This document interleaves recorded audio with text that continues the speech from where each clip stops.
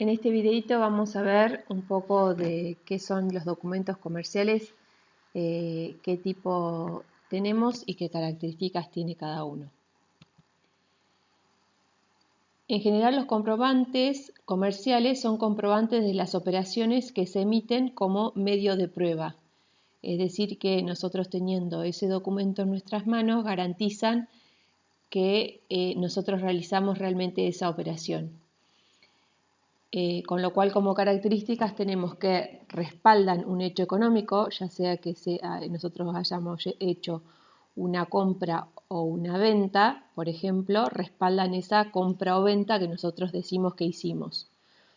A su vez, es un medio de prueba escrito de la relación comercial establecida entre el emisor y el receptor. Es decir, que si nosotros vendimos algo y no nos pagaron, por ejemplo, esto serviría como medio de prueba para que nos abonen lo que nosotros le vendimos. Además, este tipo de documento permite individualizar qué operación estamos realizando, porque para cada tipo de operación, de compra, venta, de pago o de cobro, existe un documento alusivo o específico. Además, por último, como característica, es el nacimiento de un proceso contable e impositivo. Es decir, que nosotros, habiendo realizado una compra o una venta, el fisco o quien recauda los impuestos nos puede reclamar el impuesto correspondiente por esa compra o esa venta o cualquier otra operación económica que hayamos realizado. Y a niveles contables nosotros tenemos que tener también un registro, dependiendo la persona que realiza la operación, existen distintas exigencias, pero por lo menos en principio deberíamos tener asentado en nuestros registros esas operaciones. Como función de estos documentos tenemos la función jurídica, es decir que podemos judicializar, por ejemplo, o llevar a la justicia o hacer un reclamo por medio de un abogado y a través de un juez por una venta que no nos pagaron. También nos sirve como control para nosotros tener cuánto compramos, cuánto vendimos, lo podemos ir clasificando las operaciones que vamos haciendo, entonces nos sirve como nuestro propio control. Y a su vez tiene, como dijimos, funciones contables e impositiva porque proporciona todos los datos necesarios para realizar las registraciones contables y las liquidaciones de los impuestos. Cuestiones a tener en cuenta de estos documentos comerciales es que las facturas,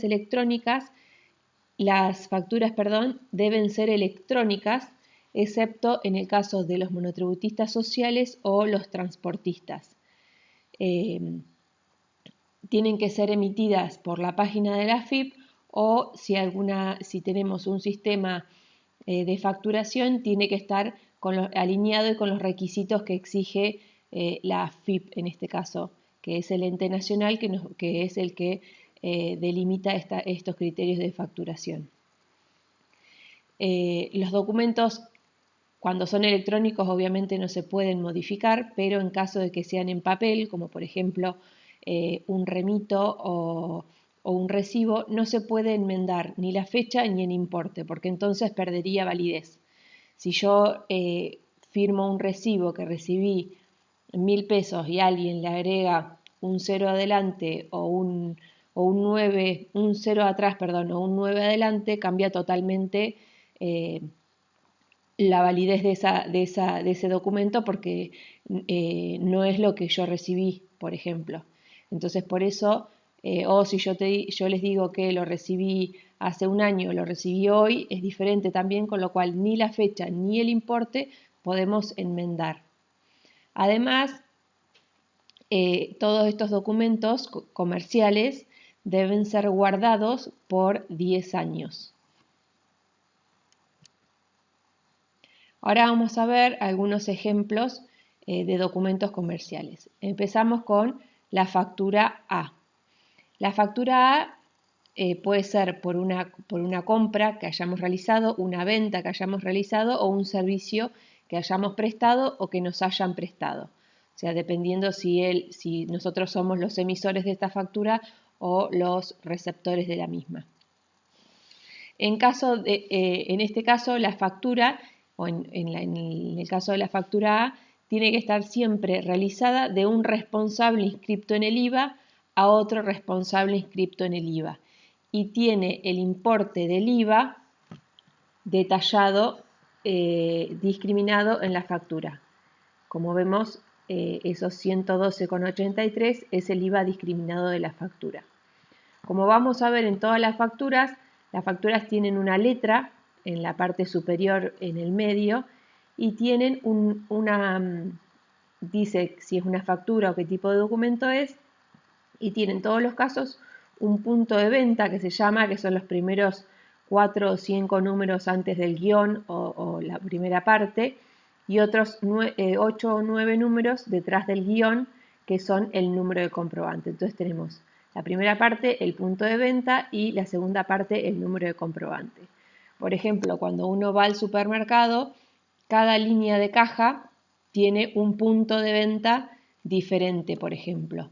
Porque entonces, si una persona, los comprobantes siempre tienen que ser correlativos, no puede haber 2 números 1, 2 números 2 o 3 o 4. Tienen que estar siempre correlativos y no se pueden repetir. Entonces, para ordenar esa cuestión, cada máquina o cada persona que vende tiene un número de punto de venta. Entonces, cada uno puede emitir la factura correlativa sin ser nunca igual a otro punto de venta o a otra persona que esté facturando al lado o en otro local, por ejemplo, si tenemos más sucursales o lo que sea. O si, por ejemplo, yo cambié de monotributista a responsable inscripto en el IVA, entonces ahí también tengo que cambiar el punto de venta porque voy a pasar de un talonario que emitía facturas C a un talonario que voy a facturar facturas A. Ahora vamos a ver las del monotributista. En el caso de las facturas B, también pueden ser por venta, compra o por servicios prestados o recibidos. Y estas facturas son emitidas por un responsable inscripto a un consumidor final o a un monotributista. ¿Qué es consumidor final? Es cualquier persona que va a cualquier lado, que puede ser empleado o puede no tener ninguna ocupación declarada o no, puede en el momento de solicitar la factura o no detallar quién es. Entonces se emite a consumidor final. Para emitir a consumidor final tenemos siempre límites, porque superado ese límite tenemos que, aunque sea, detallar el DNI de la persona que nos está comprando. Como vimos en la factura A, también tiene una letra, tiene un número de punto de venta, y un número de comprobante. Como siempre, en la anterior no les dije, tiene una fecha, en la primera parte tiene los datos de quien está facturando con su CUIT. CUIT quiere decir Código Único de Identificación Tributaria. Cuando nosotros nacemos tenemos CUIL, Clave Única de Identificación Laboral. La L es de laboral, la T es de tributario. Tenemos el número de ingresos brutos, la fecha de inicio de la actividad, y debajo del nombre de la persona que está facturando están los datos para el contacto de esa persona. Y vamos a tener detallado qué tipo de persona es, si es responsable inscripto, si es monotributista o quién es. En la segunda parte tenemos el dato a quién le está facturando y su condición frente a los impuestos.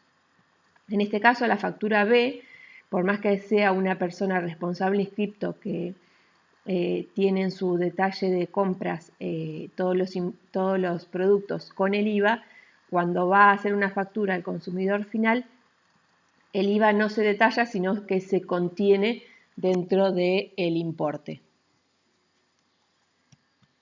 En el caso de la factura C, También puede ser por compra, venta o por servicios prestados. Y en este caso, por ejemplo, en la foto que estamos viendo, es realizada por un monotributista y puede haberse hecho a cualquier persona. En este caso era un IVA responsable inscripto, pero pudo haber sido a otro monotributista o a un consumidor final, a una persona que no declara su condición tributaria. Este modelo es el que se imprime por la página de AFIP, tiene la letra C para los monotributistas, tiene el punto de venta, por ejemplo, este tiene el punto de venta 1 y el número de comprobantes 2, tiene fecha, tiene también los datos del número de quit, el número de ingresos brutos, el inicio de la actividad, los datos de contacto de la persona que factura, a quién le factura y el importe final, que no tiene discriminado el IVA, pero cuando nosotros somos monotributistas y compramos, recibimos una factura B, como la que habíamos visto, que tenía el IVA contenido, con lo cual nosotros trasladamos sin querer ese IVA. O sea, los productos de inicio siempre tienen el IVA. Quizás en la cadena se pierde la discriminación del IVA, pero el IVA siempre está en todos los productos. El ticket factura, que puede ser tipo A, B o C, dependiendo en quién es el que lo emite, puede ser por una compra, por una venta o por un servicio también, y tiene la misma relación el A, B o C que vimos de las facturas convencionales. Es decir, que el ticket factura A se emite de un responsable inscripto a otro, como por ejemplo en el ejemplo que estamos viendo en pantalla, un responsable inscripto que está ahí encuadradito le emite a otro responsable inscripto y tiene la letra A, justo está el redondelito, pero es ticket factura A y tiene número, tiene la fecha, tiene todos los datos iguales que una factura convencional. Si esto fuera una factura, un ticket factura B, hubiera sido hecha de un responsable inscripto a un consumidor final o a un monotributista, igual que la B, que de factura común. Y si esto hubiera sido un ticket factura C, nosotros seríamos monotributistas o, que no dije en la pantalla anterior, o podemos ser un IVA exento. Por ejemplo, si solamente vendemos libros, solamente vendemos libros de lectura o de manuales de colegio, ese producto no tiene IVA. ¿Por qué? Para fomentar que la gente se instruya. Entonces no tiene IVA para reducirle el precio. O si alquilamos, por ejemplo, si tenemos un pedacito de campo y lo alquilamos, también podemos emitir C.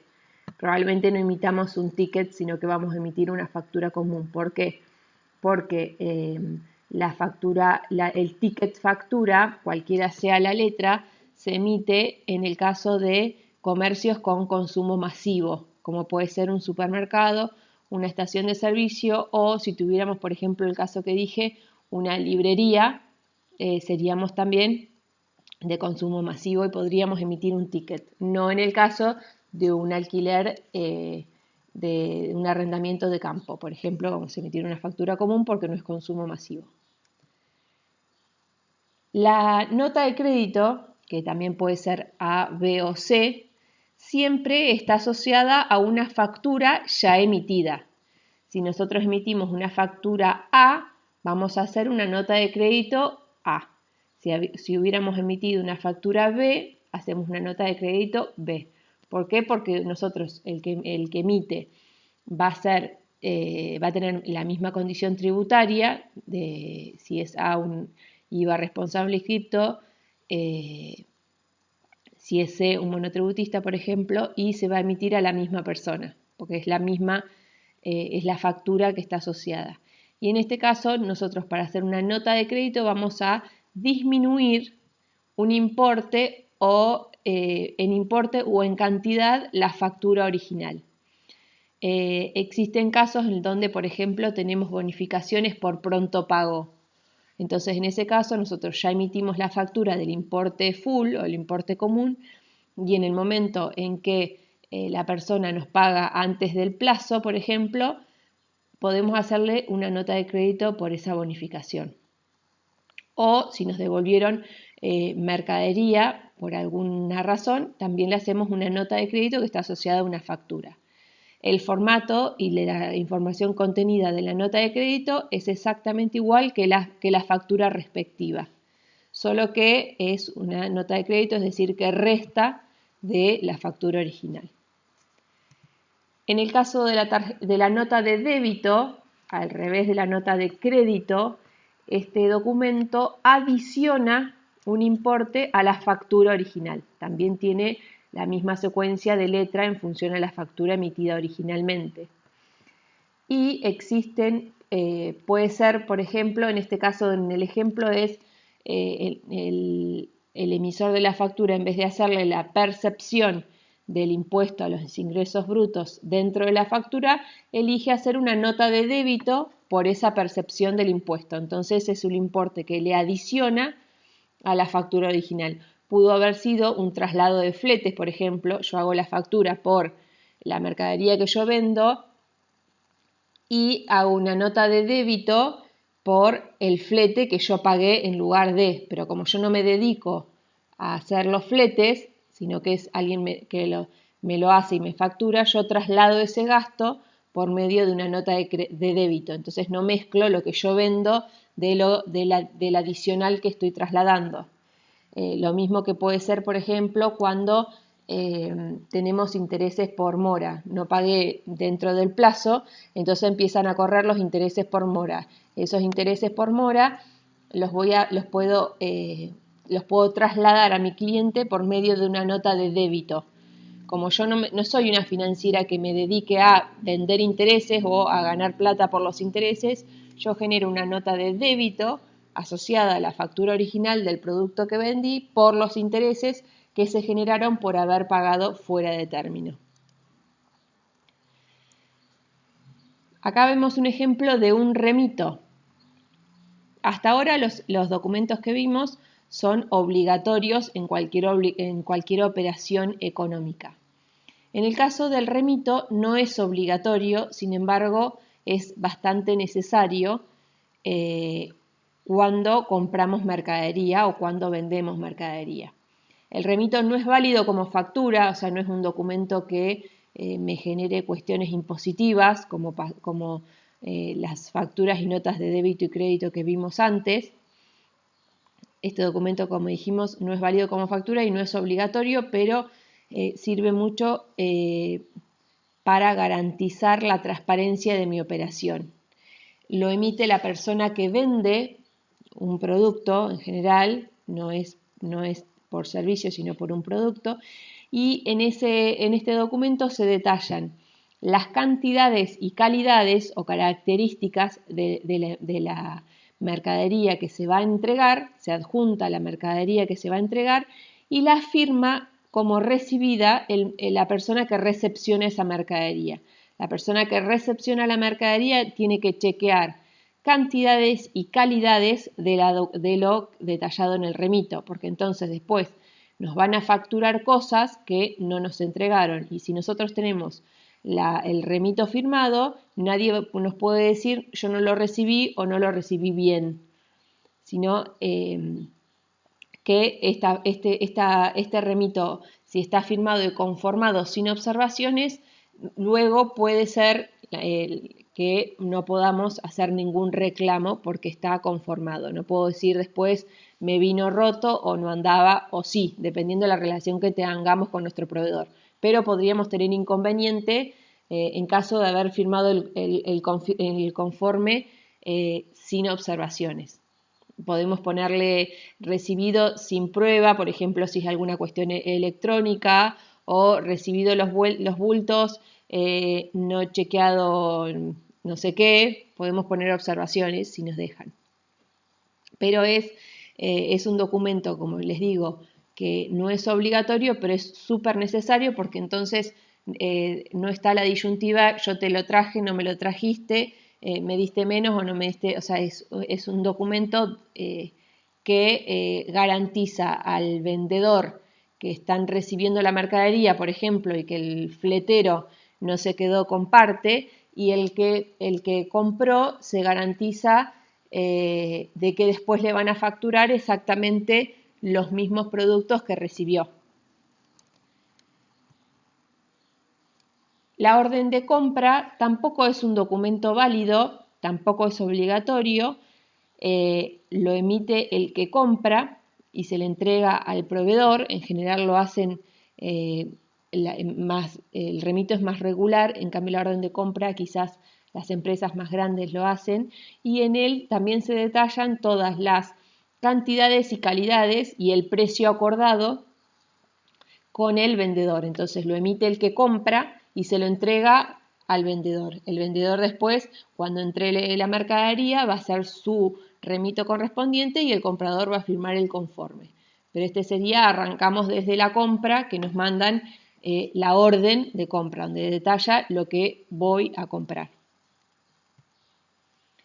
El recibo de pago tampoco es un documento válido como factura. Fíjense que no tiene ni siquiera letra y dice abajo no válido como factura, como pasaba en el remito que también decía no válido como factura. Tiene aspecto con la información de una factura común, pero no es válido como factura. Y en el recibo se detallan todos los importes recibidos. Se pone de quién recibimos y firma la persona que recibió los valores. Se detallan, por ejemplo, los números de cheque y la fecha de cobro de los cheques junto con los importes, y se pone el total de lo que se recibió. Pudo haber sido una recepción de cheques, en este caso el recibo está hecho solamente para cheque efectivo, pero pueden ser que la empresa opere con transferencias bancarias, y entonces también se podría poner transferencias bancarias. Este no tiene un modelo específico, al igual que el remito y la orden de compra. Como no son obligatorios, son documentos que tienen una gran utilidad, pero no son obligatorios. Y cada uno los puede adaptar a como mejor les sirva para el control, como dijimos que eran unas características del documento comercial, y para garantizar judicialmente, por ejemplo, que no vamos a tener reclamo por pago o reclamo por entrega de mercadería. O sea, sirve siempre para reasegurar lo que estamos haciendo. La entrega de dinero, la entrega de mercadería, la recepción de dinero, la recepción de mercadería, la orden de comprar mercadería. Son todos documentos que sirven para garantizar mi operatoria. Bueno, espero no haberme olvidado de nada y que haya sido explícita. Muchas gracias.